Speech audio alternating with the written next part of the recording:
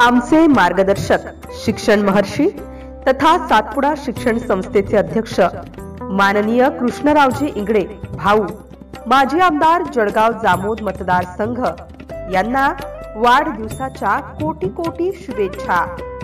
शुभेच्छुक doctor Shailesh V Bharad, H pharm PhD, प्राचार्य Satpuda group of institute Shegaon, Satpuda institute of pharmacy Shegaon, Satpuda nursing institute Shegaon.